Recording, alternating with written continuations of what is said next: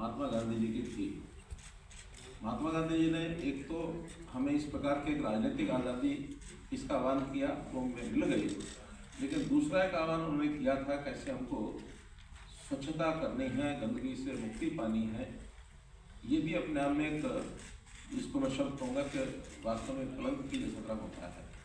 उन्होंने अपने हाथ से इसकी सफाई शुरू की, एक प्रेरणा देने के लिए।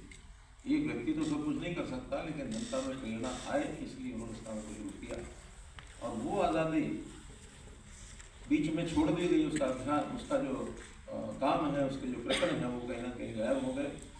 और मैं समझता हूँ कि आदरणीय नरेंद्र मोदी जी ने 2014 में इसका आह्वान किया कि हमको अपने देश को स्वच्छ बनाना है।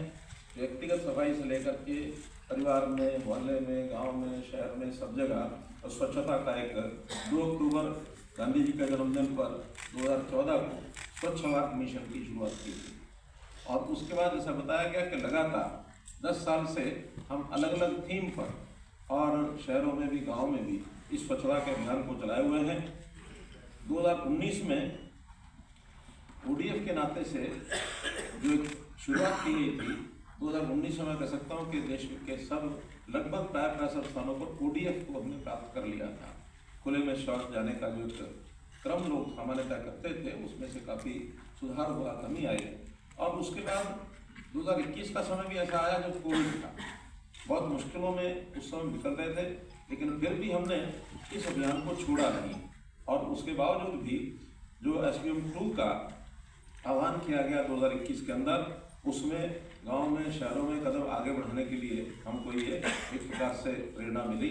और उसमें हमने अपने वेस्ट किस प्रकार से 3R यानी रीयूज, रिसाइकल और रिड्यूस, रीयूज, रिसाइकल, इस थ्योरी पर आकर के आखिर उस कचरे का तो निष्पादन कैसे किया जाए, उसका प्रोसेसिंग कैसे किया जाए। वरना तो कचरे के हम इकट्ठा करके ढेर लगाते, तो ढेर लगने के बाद भी समस्या का हल नहीं निकलता। उसकी फॉर्म बदल करके उसको यूज़ किया जाए और कैसे वेस्ट टू वेल्थ, इस थ्योरी पर कई प्रकार से उसका हमने उपयोग किया है।